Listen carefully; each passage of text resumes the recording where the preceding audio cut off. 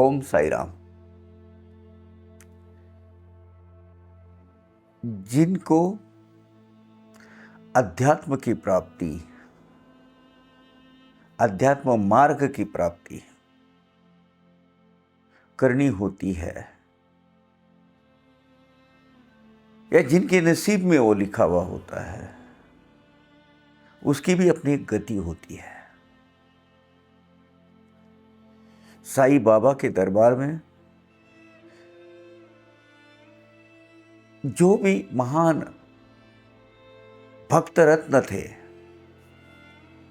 सबसे कम अवधि में, सबसे कम समय में बाबा के एक उच्चतम श्रेणी के भक्त में जिनका ट्रांसफॉर्मेशन हो गया, जिनकी प्रगति हो गई, महज 3 साल के पीरियड में, 3 साल के समय में,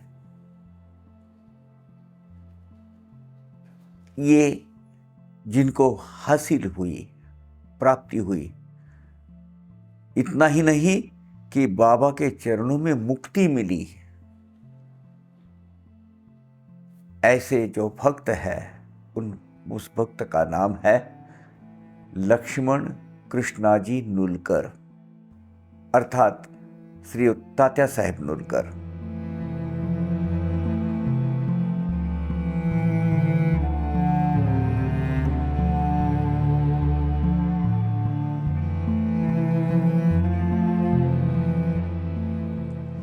तात्या साहेब नुलकर, उनका बेसिकली जो मूलतः वो कोल्हापुर जिले में उनका गांव था।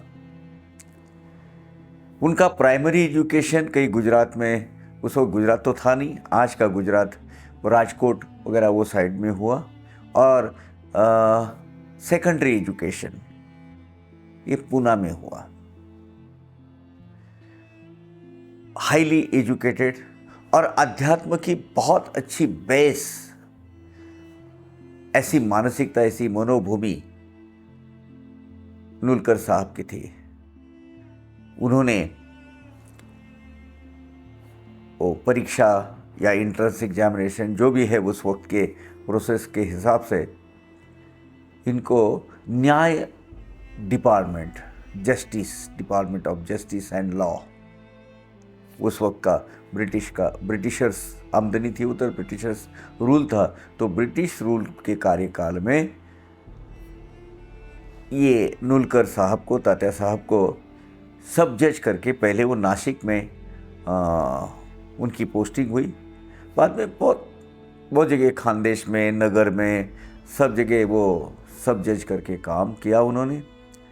और 1908 में वो पंढरपुर में 2nd क्लास सब जज करके कार्यरत थे। वहीं उसी दरमियान नाना साहब चांदोरकर, उनकी भी ट्रांसफर, साई सच्चरित के एक अध्याय में उसका बहुत अच्छा उल्लेख है। वो वहाँ से निकले नंदुरबार से, और वो पंढरपुर को जाने के लिए निकले। ये जो घटना है, यानी नंदुरबार से ट्रांसफ़र होकर नाना साहब चांदोरकर पंढरपुर जा रहे थे। वहाँ पंढरपुर में वो अपने काम पर रुजू हो गए, हाजिर हो गए, और उनके वहाँ के अस्तित्व में, उनके वहाँ के जो कार्यकाल में, उनकी तात्या साहब नुलकर से दोस्ती हो गई। और नाना साहब चांदोरकर के कहने पर, उनकी प्रेरणा पर, तात्या साहब शिरडी को आने को तैयार हो गए।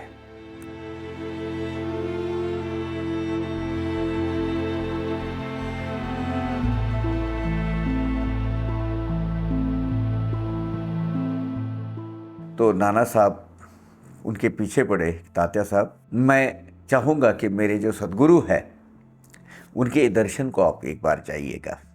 उन्होंने अपनी मंशा जताई नाना साहब चांदोरकर के पास, मुझे जाना तो है शिरडी, लेकिन मेरी दो मेरे अगर ये समस्याओं का हल होता है तो मैं ज़रूर वो करूँगा।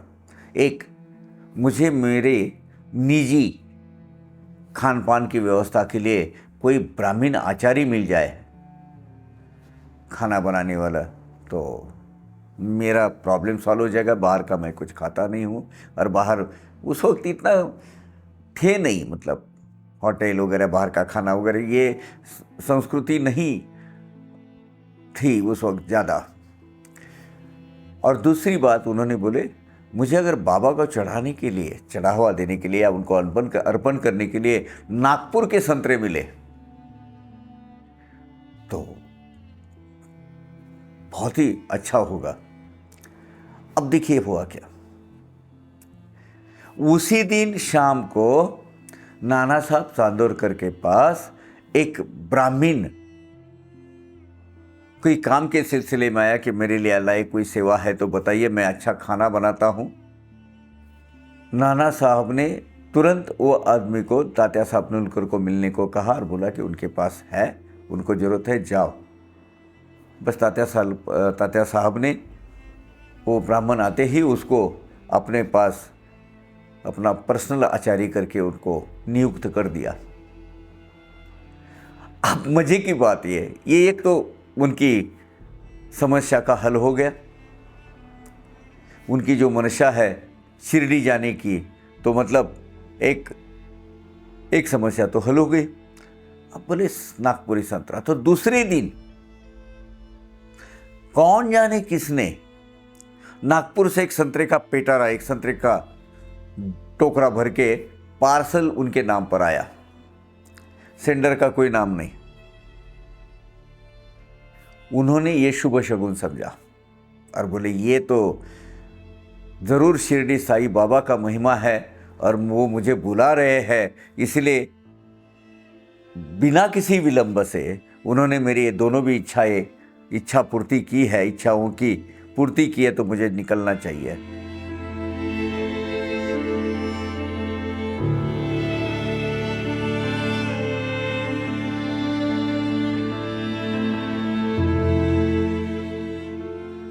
शिरडी पहुंच गया। अब थोड़े से नाटे कद के थे, तो बाबा को झुककर जब चरण वंदन किया, तो बाबा ने अपने थाली, जो ऊदी की थाली है वो लेकर उनके माथे पे लगाए, थोड़ा सा उनको धक्का मारा थोड़ा सा झटका दिया। अब उसके पीछे एक आध्यात्मिक रीज़न था, वो अभी तो ये था कि वो थोड़े से लुढ़क गए नीचे, पीछे जो खंबा है ना द्वारकामयी में, नमस्कार करने को बाबा कहाँ बैठते वो दसाई भक्तों को पता है, तो पीछे लुढ़क गए। और उस वक्त अचानक उन्हें उन्मनी अवस्था प्राप्त हुई, अध्यात्म मार्ग में एक ऊंची हायर स्टेट उनको प्राप्ति हुई, और वो एक आत्मानंद के जगत में उनका प्रवेश हुआ। बहुत ही लाइटली लगने लगा, और वो मानो दुनिया सब बदल गई है आजू बाजू की। और तब उनको एहसास हुआ, मैं आज तक जो सद्गुरु की तलाश में था, जो परब्रह्म की तलाश में था, वो मुझे यहाँ कर मिला है। मुझे जो प्राप्त करना था वो सब मुझे प्राप्त हुआ है। बस यही मेरे उद्धारकर्ता साईनाथ है, वो वहाँ रहे।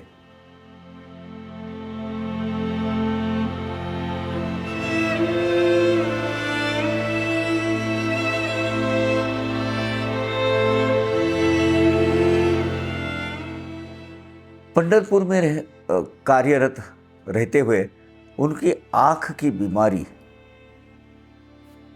इसने जोर पकड़ लिया, क्योंकि डायबिटिक थे, तो धीरे धीरे उनकी आँख की रोशनी कम होते जा रही थी। और दुख रहा, मतलब इन्हें एक बला का पेन उनको वहाँ हो रहा था, मतलब बहुत ही वेदना उनको हो रही थी। तो ये इससे छुटकारा पाने के लिए, इसके राहत मिलने के लिए वो शिरडी में जब बाबा के पास आए, और जब वो दर्शन को गए, तो बाबा ने कहा, मेरा आँख आज बहुत दुख रहा है, बहुत ही दर्द करता है, और बाबा ये जब कहते थे, अब जब कहना शुरू किया, मस्जिद माई के अंदर ही तात्या साहब ने ये महसूस किया, ये अनुभव लिया कि उनकी आँख का दर्द धीरे धीरे धीरे धीरे, उनका जो पेन है वो दर्द कम होते जा रहा है, कि बाबा ने तात्या साहब का दर्द अपने आंख पर लिया था। उनकी जो बहुत ही अप टू बला का उनका जो दर्द था, जो आँख में ठहाका मार रहा था, वो बाबा ने अपने ऊपर लिया था। और क्योंकि आँख की रोशनी भी जल्दी धीरे धीरे धीरे जाने लगी थी, ऐसा उनको लगा, लेकिन बाबा ने वो जो बीमारी है अपने पर ली और उनको राहत दिला दी। उसके बाद वो पंढरपुर वापस चले गए, इसी निश्चय करके, इसी चीज़ का निश्चय कर कि अभी मुझे वहाँ जो भी हाथ में जो 7, 8, 10 केस है वो केस ख़त्म करूँ, वहाँ से इस्तीफ़ा दे दूँ, राजीनामा रिज़ाइन करूँ और वापस आ जाऊँ।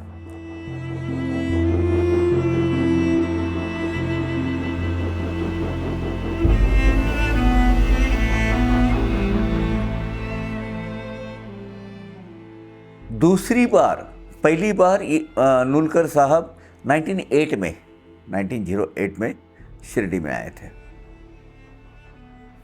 जब वो वापस लौट कर चले गए तो उनके सामने बहुत सारे मुकदमे पेंडिंग थे। अब पंढरपुर के न्याय व्यवस्था के इंचार्ज, मतलब सब जज, सेकंड क्लास सब जज थे वो।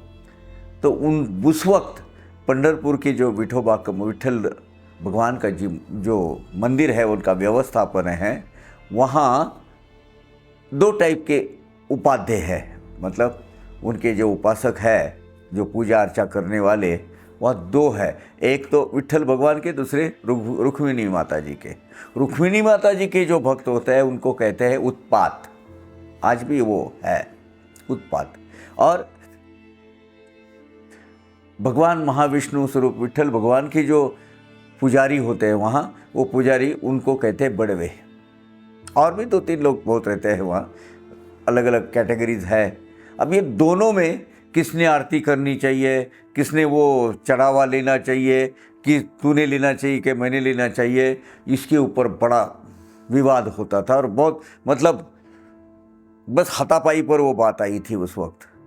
ये क्या था, ये बड़वे उस वक्त के जो ग्रुप और वो जो उत्पाद ग्रुप है, आने वाले जो वारकरी थे, जो विठल के भक्त है, वारकरी संप्रदाय के, उनको बड़ा सताते थे। वहाँ जरा बहुत रिसेंटमेंट था, लोगों में बहुत बड़ी नाराज़गी थी। तब तात्या साहब नुलकर ने एक इतिहास रचाने वाला न्याय दिया। वो न्याय कहा कि भगवान की आरती का जो ठेका है, सिर्फ ये जो बड़वे और उत्पात इन्होंने नहीं लिया है, वारकरी जो सच्चे भक्त है विठल के, उनको भी वो अधिकार मिलना चाहिए और उनके हाथों से भी आरती होनी चाहिए। इसमें काफ़ी बवाल हुआ। लोगों को एक्सपेक्ट नहीं था कि ये इस तरह की कोई रचना बनेगी।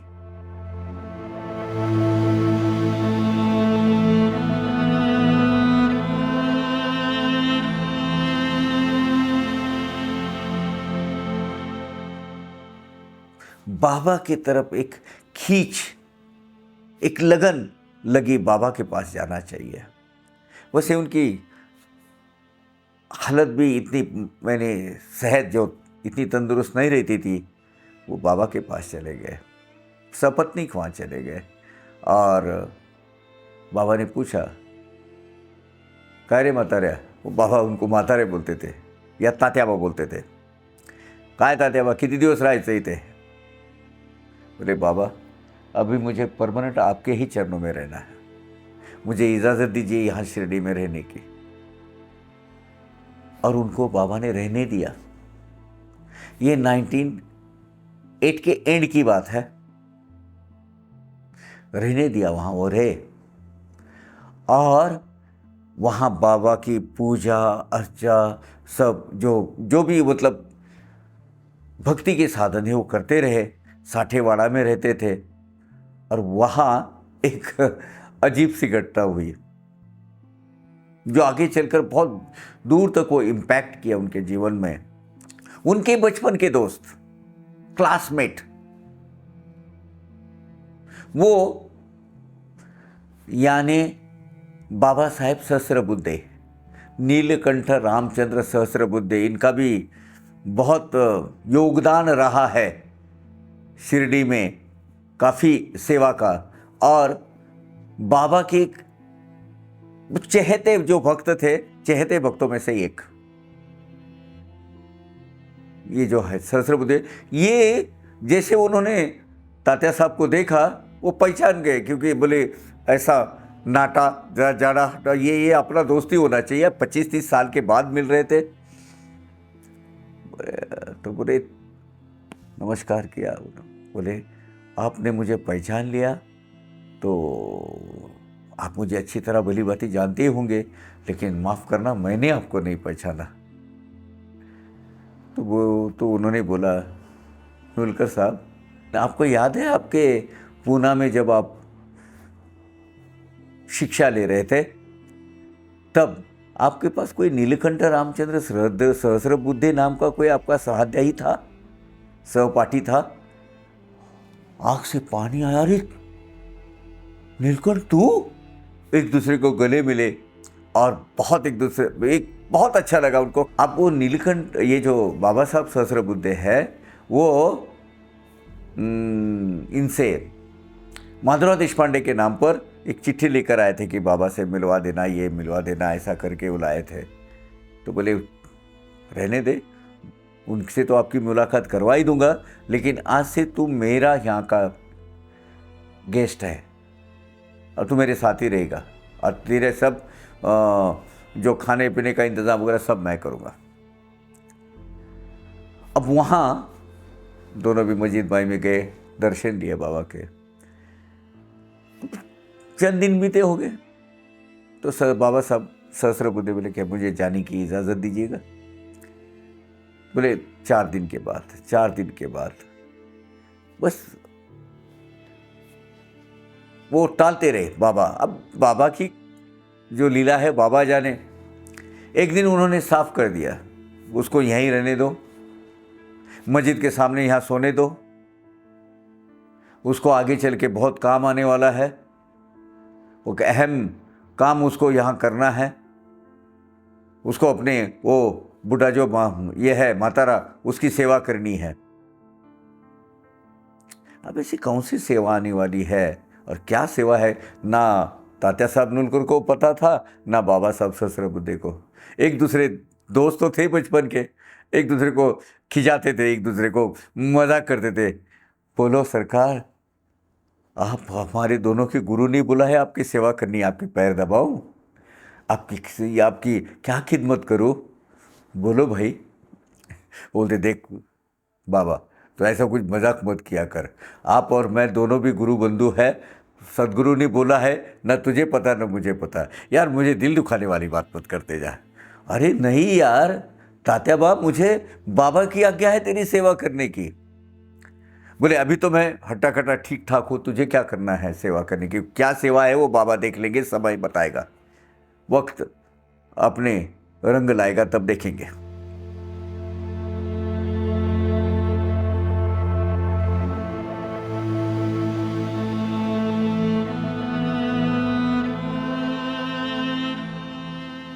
उन्नीस सौ 9 में तात्या साहब के हाथ से एक अच्छा और पवित्र कार्य हुआ, पवित्र काम हुआ।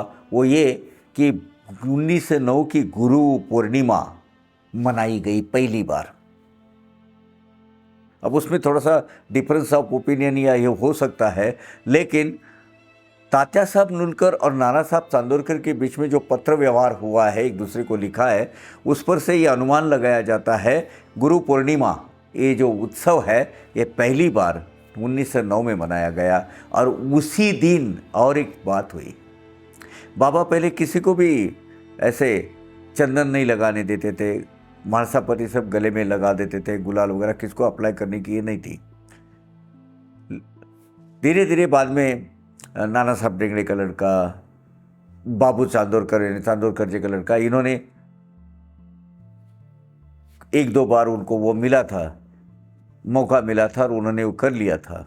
बाबा की वो जो डॉक्टर जगन्नाथ पंडित, उन्होंने त्रिपुंड्र लगाया था। रेयर ऑकेजन में बाबा ने परमिशंस दी थी, लेकिन बाबा की वाद्यों के साथ में, भजन पूजन के साथ में और आरती उतारते हुए है, आरती गाते हुए बाबा की पूजा का पहला आरंभ 1909 में तात्या साहब नुलकर के हाथों, उनके कर कमलों द्वारा संपन्न हुआ। जो चालू हो गया आज तक वही चालू है। बाबा ने उनको परमिशन दी और उसके हिसाब से आरती उतारना, पूजा करना, चरण छूना, वो फूल, जो पूजा के जितने भी संस्कार है वो संस्कार करने के लिए परमिशन पहली बार, ये मान है, ये बहुमान, ये सौभाग्य तात्या साहब नुलकर को मिला।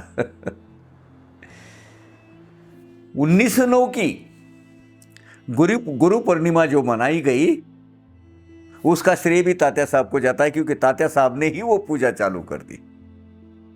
उनकी माता जी, उनकी धर्मपत्नी, बाकी के लोग, बाद में राधा कृष्णाई ने तो खैर वो किसी दूसरे के हाथ से, क्योंकि वो सामने नहीं आती थी, वो पूजा वगैरह करके वो थाली देकर, क्योंकि वो बाजू में खड़ी थी, और किसी दूसरे के हाथ से उन्होंने वो पूजन किया था पहली बार।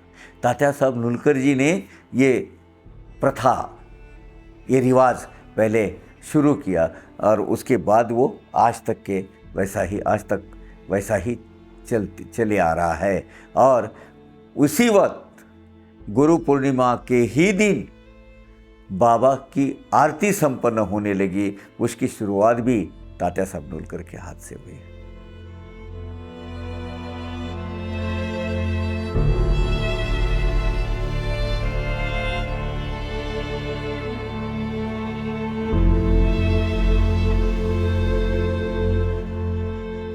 कुछ दिन में ही उनको आँख की बीमारी हो गई और उनकी दृष्टि धीरे धीरे आँख की रोशनी कम होने लगी। इनको डायबिटीज, मधुमेह बहुत सीरियस लेवल पर हो गया था और धीरे धीरे उनकी शारीरिक हालत बदतर से बदतर होती जा रही थी। उन्होंने बिस्तर पकड़ा था और बिस्तर पर ही साठेवाड़ा में सोते थे। हालांकि इनका बड़ा लड़का, तात्या साहब को दो लड़के, बड़ा लड़का वामन राव, डॉक्टर वामन राव, तो वामन राव वहाँ कर उनके पिताजी की सेवा करने लगे। उन्होंने बम्बई से अच्छी दवाएं मंगाई, दवाइयाँ उनको देने लगे, क्योंकि वो देहात में इतनी तो सुविधाएं कुछ होती नहीं थी। सिरडी महज एक छोटा सा खेड़ा था उस वक्त। अब उस वक्त बदतर होते होते उनकी हालत बहुत बिगड़ गई। अपने बेड से उठना भी उनके लिए मुश्किल होने लगा। इस वक्त अपने ये स्कूल के जो दोस्त सहाध्यायी बाबा साहब सहस्त्रबुद्धे, उन्होंने उनकी बहुत अच्छी सेवा की। एक तज्ञ शुश्रूषा करने वाली, ये जो फर्स्ट क्लास नर्स कैसी होती है उससे भी कई गुना ज़्यादा सहस्त्रबुद्धे, जो नीलकंठ रामचंद्र सहस्त्रबुद्धे, इन्होंने अपने दोस्त की, बहुत करीबी दोस्त की सेवा की।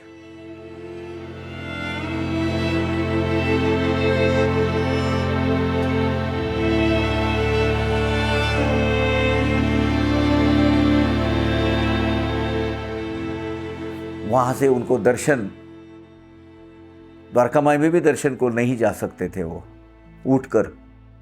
उनको बड़ी वो, हालांकि वो जो साठेवाड़ा है, साठेवाड़े का जो पिछवाड़ा है, वहाँ से बाबा जाते आते दिखते थे। रास्ता ही वो था जाने का, लेंडी बाग पर जाने आने का, लेकिन वहाँ भी उनको दर्शन नहीं होते थे, क्योंकि वो उठ ही नहीं पाते थे। अब उनको बहुत अंदर से तीव्र इच्छा हो रही थी कि मुझे बाबा के दर्शन होने चाहिए।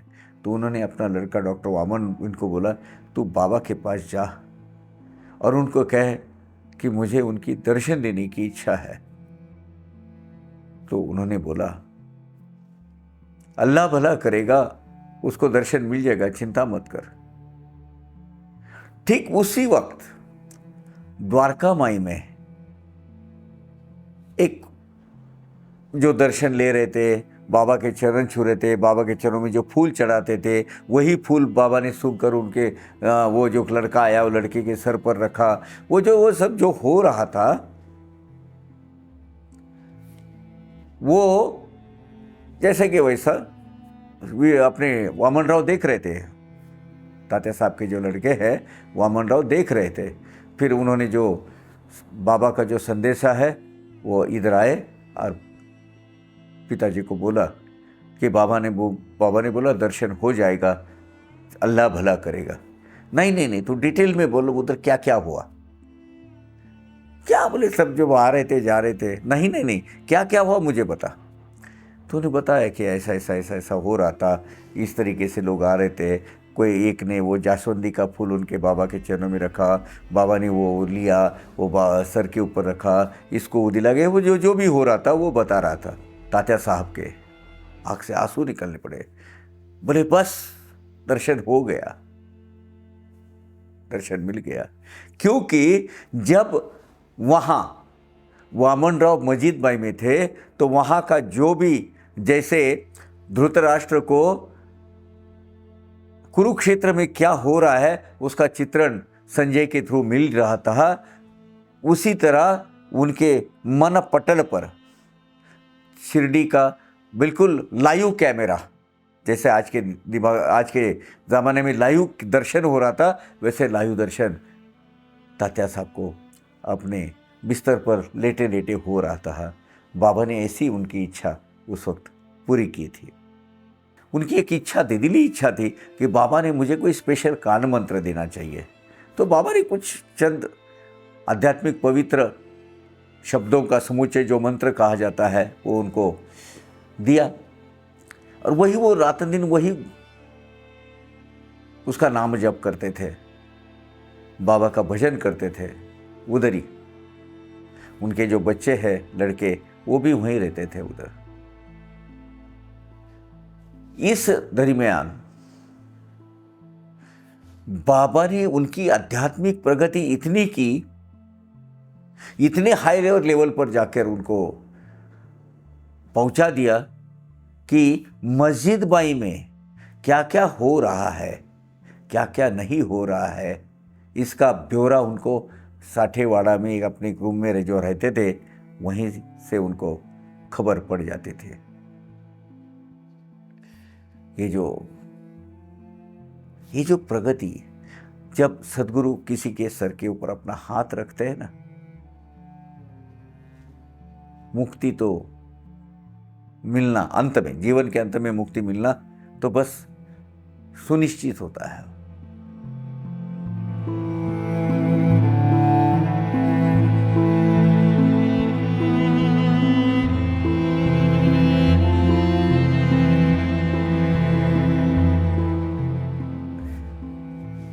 उसके बाद जब वो बीमार गिरे, अब वो उनका अंतिम काल समय नज़दीक आया है, ये सब समझ गए। अपने आप्तेष्ट जो भी है पूछते थे उनको, अपने बच्चे वामन राव, विश्वनाथ सब पूछते थे कि आपके सब जितने भी भाई बहन वगैरह सब इनको बुला ले क्या। बोले नहीं, बाबा है ना अपने साथ, किसी को कुछ बुलाने की ज़रूरत नहीं है। और पर एक दिन, मृत्यु के दिन, उन्होंने सबको बुलाया और बोले अभी भजन चालू करो, बाबा का नामस्मरण चालू करो। जैसे करते करते एक अपनी लेवल पर पहुंच गया। उन्होंने हाथ से इशारा किया, ठहरो, और बाबा का नामस्मरण करते करते उनकी प्राण ज्योत बाबा के चरणों में विलीन हो गई। ऐसे ये महान साईं भक्त जिस दिन वो परलोक सिधारे, उसके पहले दिन रात भर वो भजन चलता रहा, लोग गाते रहे। 2 बज गए, 3 बज गए, उन्होंने बोला गाते रहो। और फिर आखिर में 3 बजे उन्होंने बोला हाथ से इशारा करके शांत बैठो। फिर अपने ध्यान धारणा में चले गए और 5 बजे उनकी मृत्यु हो गई। जब वो उनका कलेवर, उनका शव स्मशान भूमि तक लेके गए, बाकी के सब लोग साथ में थे। मस्जिद माई के सामने से ही वो लेकर गए। जब वो लेंडी बाग में ही वो स्मशान भूमि थी, तो वहाँ वो रखा, एक वो जो एक चौथरा होता है हाइट पर, वहाँ रखा गया। वहाँ राधा कृष्ण आई। बाबा के आने जाने के जितने भी रास्ते वो झाड़ू लगा रही थी। वो दौड़ दौड़ के आई और बोली मेरे माँ का लाडला आज जा रहा है। उसने वो चरण छुए, उनकी एक गहरा चुंबन लिया, नमस्कार किया और वो रोते रोते वहाँ से गुजर गई। और फिर उनको अग्निदाह संस्कार किया गया।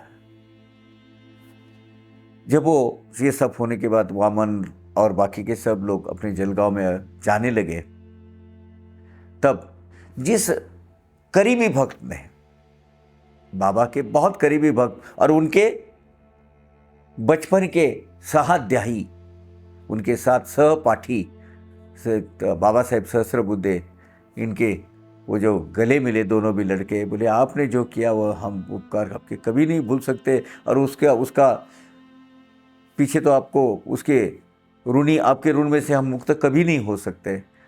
रोए, वो चले गए। आगे चलकर देखना क्या हुआ।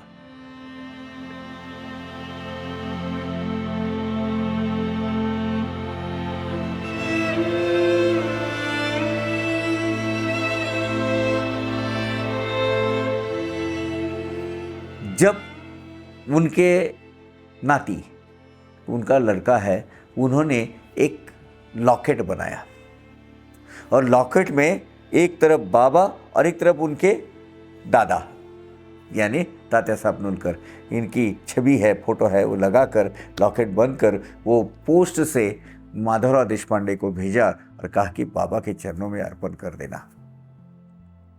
बाबा के चरणों में जैसा गया, जैसा वो रखा गया, बाबा ने वो उठाया। हजार जितने भी लोग हाजिर थे उनको बोला, सुन माधव व श्यामा, इसमें ना 2 शख्स इसके अंदर बंद है, और ये जो है ना, ये शख्स, वो शख्स ने ही मुझे साथ में लेके गया। वो जब वो गया साथ में लेके गया। आश्चर्य की बात यह है, जब ये इनका अग्नि संस्कार किया, जब इनके देह को, बाबा भी बहुत उदास हो गए, अपने से अपना विलाप करने लगे और कहा कि क्या मस्जिद भाई, जला दो इसको, मुझे नहीं रहना है, मेरा तात्याबा चले गया, अब मैं भी काय को रहूँगा, मैं भी चला जाऊँगा। दूसरे दिन भी उनका वही हाल, उनका जो डेली रूटीन था ना बाबा का, वो स्टॉप हुआ था, कुछ नहीं किया उन्होंने उस दिन। तीसरे दिन तो वो जंगल में जाके बैठ गया उधर कोई दूर, और वहाँ आने को तैयार नहीं थे। फिर शिरडी वाले बहुत द्विधावस्था में पड़ गए, बड़े कंफ्यूज हो गए थे। फिर वो उन्होंने बाबा को गए और वो उनके जो चावड़ी के जैसे मिरवणूक निकलती है, वो जो परिक्रमा निकलती है, उसके वो ठीक उसी तरह बाबा को वापस लेकर आए। फिर अपने मस्जिद माई में उनको अपनी जगह पर बिठाया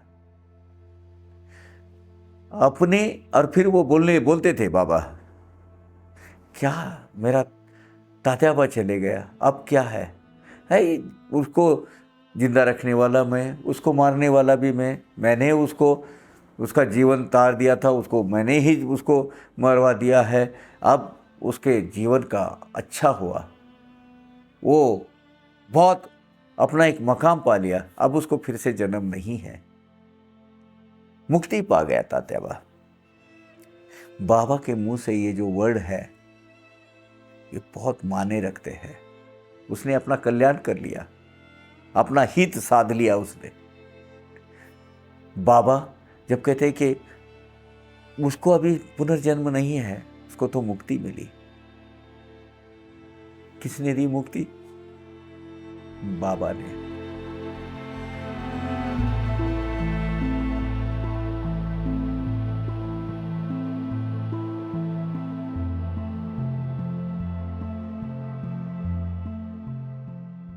कितने साल रहे तात्या साहब? 1908 में पहली बार गए, 1908 के एंड में उन्होंने वो दूसरी बार गए जब आँख की बीमारी हो गई। उसके बाद उन्होंने परमानेंट इस्तीफा दे दिया, शिरडी में आकर बैठ गए 1909 के शुरुआत में। 1911 के आखिरी कुछ अक्टूबर नवंबर में वो चले गए, एंड में चले गए। कितना? 3 साल का सहवास। अपने भक्ति के बल पर, भक्ति के सामर्थ्य पर उन्होंने क्या किया? बाबा ने परमानेंट मुक्ति दिलाई, जन्म मरण के फेरे से उनको छुटकारा मिला। भगवान साईनाथ, बस ऐसी ही भक्ति हम सबके हाथों से हो। जिस तरह आपने तात्या साहब नुलकर को मुक्ति दी, उसी तरह की मुक्ति हमारे नसीब में भी प्राप्त हो, हमें भी प्राप्त हो। आपकी कृपा से हमें भी वैसा ही आपका नाम लेते लेते इस देह से छुटकारा मिले, इस मोह माया से छुटकारा मिले। यही प्रार्थना के साथ आपसे आज के साई महाभक्त के इस श्रृंखला में ये महान भक्त का अभ्यास मनन चिंतन करते हुए प्रार्थना है आप सभी को प्रणाम। ओम साई राम।